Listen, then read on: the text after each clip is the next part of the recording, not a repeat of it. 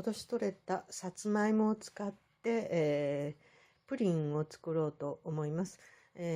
さつまいもは150g から 200g ぐらいですけど、150g 一応蒸したものを使います。焼き芋でも構いません。150g と砂糖が大さじ2杯で牛乳が 150g あります。そして、裏ごし器とそれからゼラチンが5g で、別に牛乳が 150g、150ミリ、150cc ほどいります。まずプロセッサーかジューサーミキサーで、さつまいもと牛乳を溶かします。で、今日はジューサーミキサーを使いますが、プロセッサーの場合は、牛乳は少しずつ入れて、混ぜます。今日はジューサーミキサーですからしっかり止まっているのを確認して、まず牛乳を入れて 150cc 入れました。でこの中に、お芋を入れます。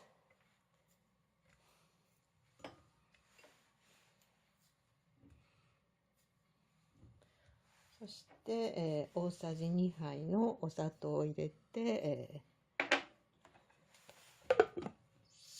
ジューサーミキサーにかけます。でジューサーミキサーで、溶かしましたので、これを今度は裏ごし器にかけて、裏ごしをします。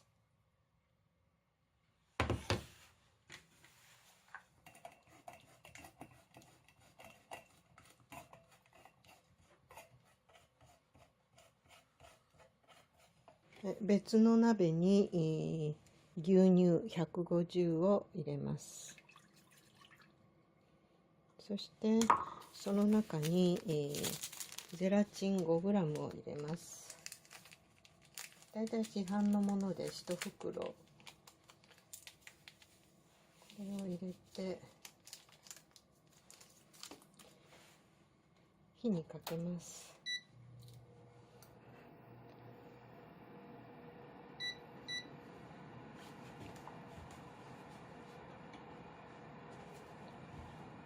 でこれを煮溶かします。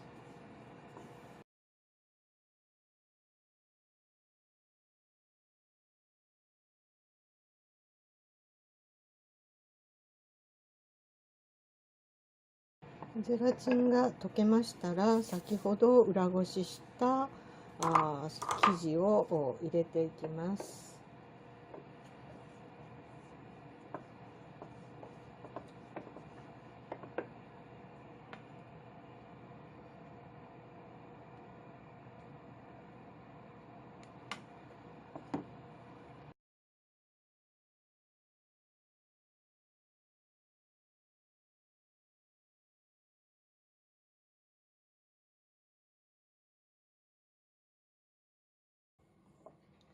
混ざりましたら火を止めます。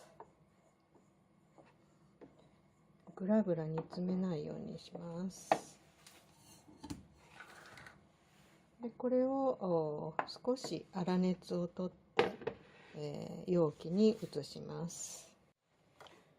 少し粗熱を取りましたら容器に移します。